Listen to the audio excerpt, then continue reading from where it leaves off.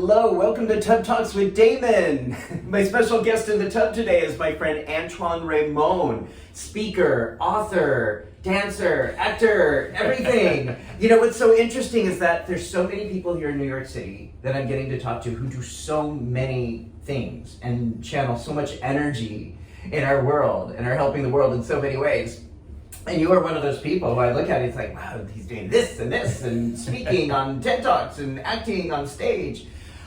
So welcome to the tub. Thank you. Thank you. Thanks for being here. Happy to be here. So first of all, I want to ask you, what do you like most about your physical body?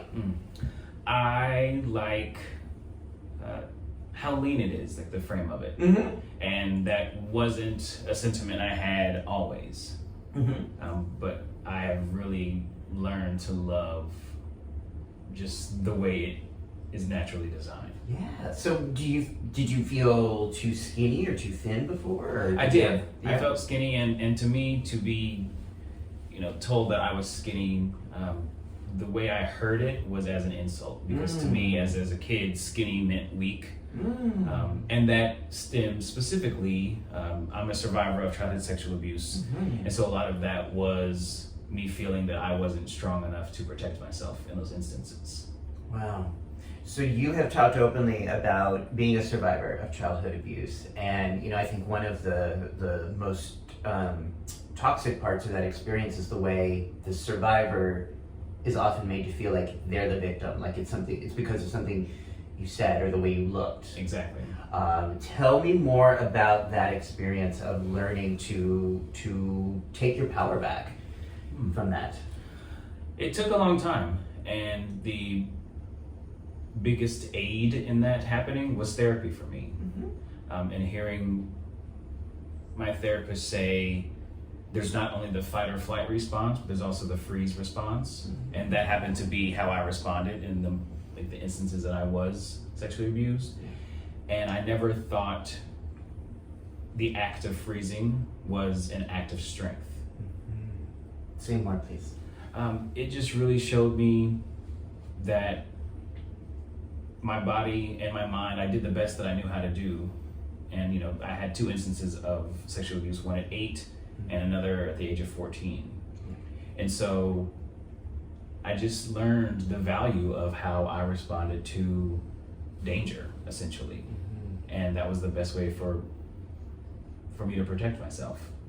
And I learned to understand and forgive and love that little boy that was able to make that decision at a time where no one should be able or should have to make that decision. Yeah, that your survivor instincts kicked in. Exactly. And that is his strength. That is Yeah. very powerful. And I think that is the narrative that is so, I think, really important for people to hear, for survivors of trauma to understand, that we do have these different survival mechanisms that we employ to literally survive a traumatic situation, and that's to be admired, not to be put down, right? Yes. As abusers would want them to do. Very true. Very So true. now you have used this message, and you have been talking about this message during the Trump administration. Say more about that. How did your experience and this knowledge and insight assist in the way you were helping people during, well, let's go back to election night of 2016 when everybody was freaking out and traumatized. Yeah. You had a really clear message to share. I did. So the days following, either on social media or in the physical spaces I was in, I was hearing a lot of fearful conversations, understandably so. And within just a few days, I recognized for myself that was a space I would not be able to exist in for an extended amount of time.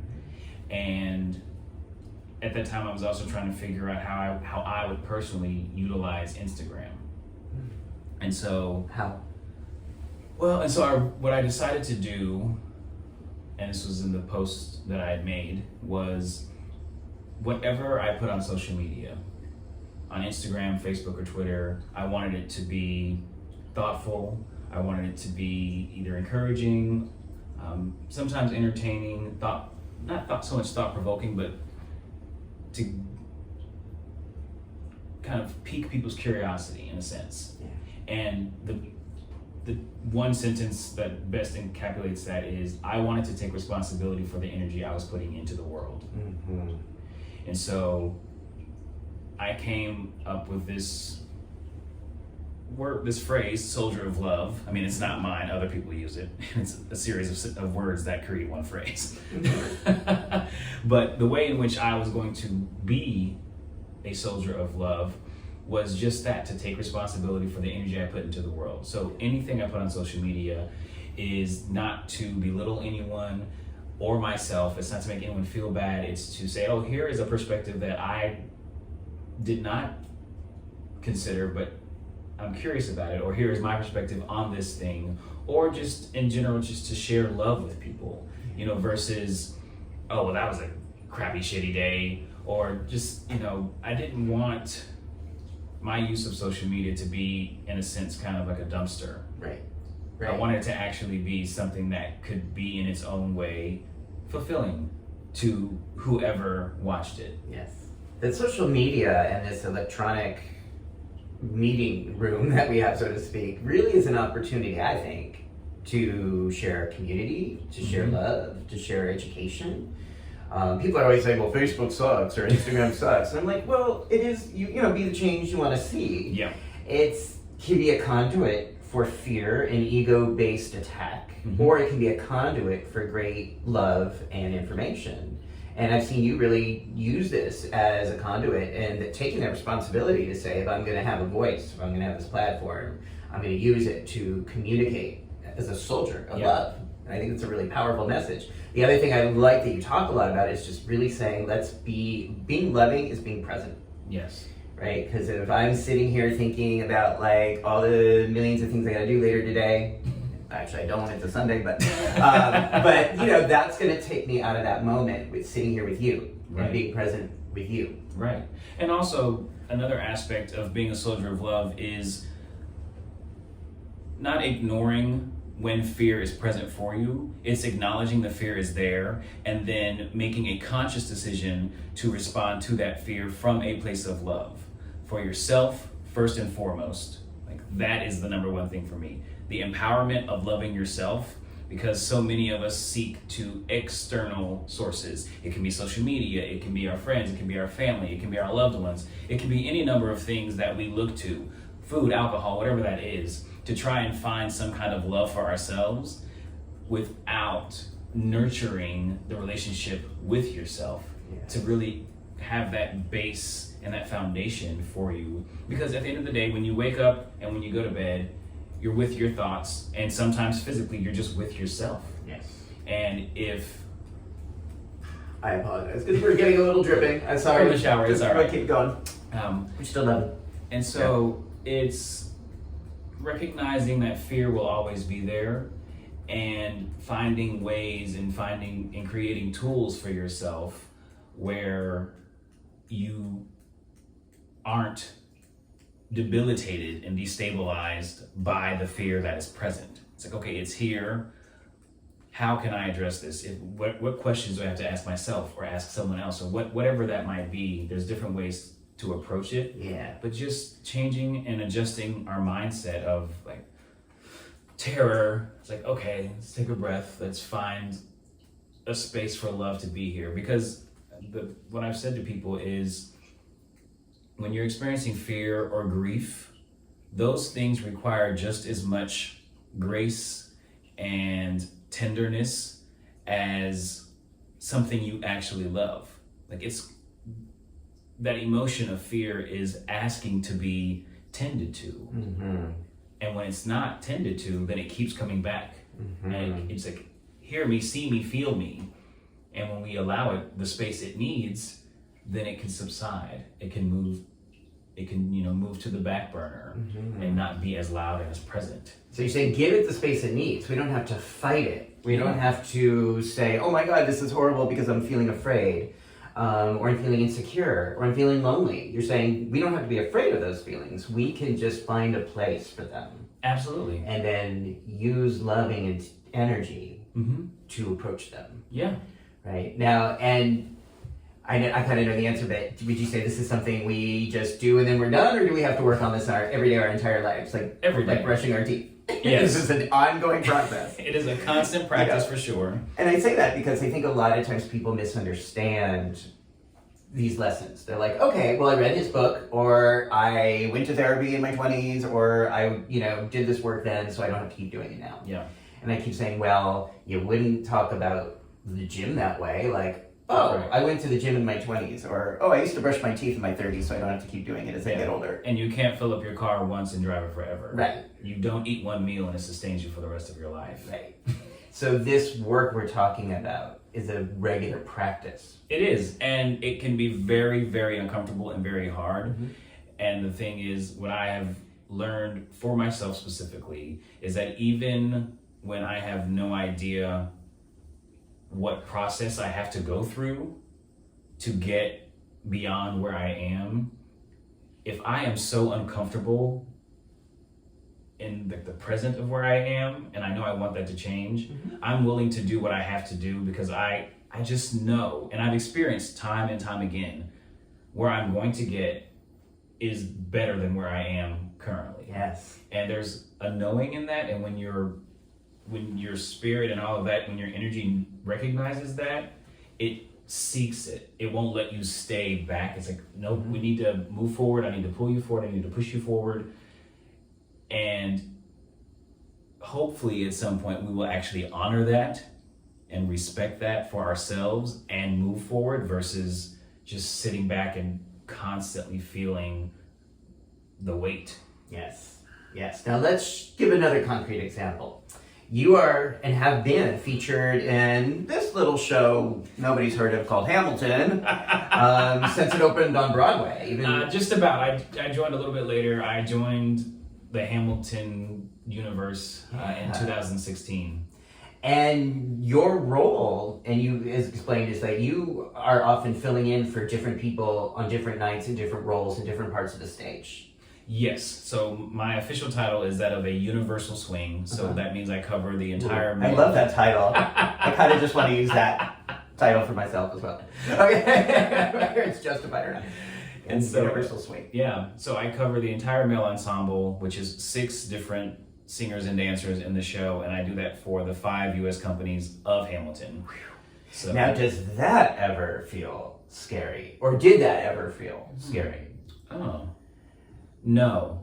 Okay, great. So how come? Some people might think, oh my God, how does he do that? How does someone be ready just to stand by and fill in at a moment's notice? How have you not been able to, how has that not been fearful? For me, there's a specialty of how my brain works that allows me a lot of calm under pressure, and it increases my focus. And so just for me, when it happens, I get anxious and nervous at times, especially if I'm in a new company and the choreography or things are just different enough from what I'm used to doing, so I can't really rely on muscle memory. And I'm seeing new faces, and I'm, if I've spent 6 months with one company, I've memorized all of those faces. And then I get to a brand new company and I turn around and I just think, I have no idea who you are. Your face is not registering to me at all as to what part you're playing, even though somewhere I know where that is. And so for me, it's just, I give myself over to what I'm doing. The story I'm telling, the movement I'm doing, the songs I'm singing. I've managed to not allow myself to be caught up in what could go wrong, what's different, what don't I know. If there's something I don't know, I ask questions beforehand. And so I feel prepared enough to get on the stage to do what I have to do, and then things just lock into it. So. Wow. It seems like like we were saying earlier, you just have to be in the moment. You just have to show up and do it. You can't really give it a whole lot of extra thought, right? Because it's like a different stage, different people, but you just jump in and do the work you know you can do and just show up. Yeah, and it's a lot of work. I mean, there have been shows, by the end of the show, I actually have a physical headache because I'm thinking 3 and 4 steps ahead. Wow. So I'm dancing and singing in this moment, and I'm thinking I have to cross the stage here and exit the stage at this point because I have to get another prop. And all of those things are happening at the same time, all in my brain. And so by the end of the show, it's just like, oh my gosh, I don't want to think anymore. And yet the show you still show up and you still do the work. Yeah. And then you do it the next night. And Yeah, because call for the next night. Exactly. And the more that I do it, it's amazing. The easier it is and the less I have to think. Yeah. So Amazing. So when this comes out, you are going to be part of the Los Angeles company of Hamilton. Correct. So people in the Los Angeles area, if you haven't already, I'm sure no one's ever heard of it, but if you haven't heard of it, go see Hamilton. Or if you're in New York, it's also an awesome show. So now, so much of what we're talking about is now in a book that people are going to be able to read and understand. So if people want to see more, they can, let's say, talk about what's in the book and how people are going to get the book. Yes. So my first book was released this year, and the title is Becoming Magic, A Path of Personal Reconstruction, and it is autobiographical, and it's my invitation to people to be empowered by their own vulnerability and to seek that for yourself, to really create it for yourself. I think so many of us don't believe in the power we have to make our lives how we want them to be. Mm-hmm. We think that if I have this much money, if I have this job title, if I have this relationship, if I have these things, and those things can add to it. But at the end, again, as I said earlier, if you aren't happy and content with yourself, all of those other things are just trying to fill a void that can never be filled. Yeah. And, I speak in the book very openly and candidly about the people who have been in my life that have added to it, that have been a support for me when I've needed them to, when I could not necessarily support myself. And, as important as it is to be strong in who you are as an individual, it's equally as important to have people that you trust that can hold you up when you absolutely need it. Yeah. So that you don't feel that you're lost and alone. Yeah, that's beautiful. And to be that person for others. Mm-hmm. And I know you are that for people in your life, and you've had that in your life. Yeah. To be that support, to be that pillar. Absolutely. Well, I haven't read it, but I'm looking forward to reading it because of these ideas, and again, the love and the presence and the resilience that you share intentionally in the world. I think it's so much of how we're going to get through this mess we're in right now. Thank you. And I thank you for being here, Absolutely. for being open, and for, this is why we're having these conversations, Yeah. is to help people consider these ideas, think about how they apply in their lives, and maybe then have conversations with their friends. Absolutely. Or in their hot tubs or bathtubs about what they're hearing or thinking about. Yes. Okay, Antoine, thank you so much for being in the tub. You're welcome. I look forward to seeing more of your work, reading your book. Absolutely. And the link to the book is at the bottom here. If you're on YouTube, you're going to see the link right there. And if people want to also follow you, how on Instagram? How do they? Instagram or Twitter, you can find me at Antuan, Antuan, Magic, Raimone, Raimone. Wonderful. All right, everybody. Have a wonderful afternoon and keep watching Tub Talk. Subscribe at the bottom. Thank you for watching. Take care.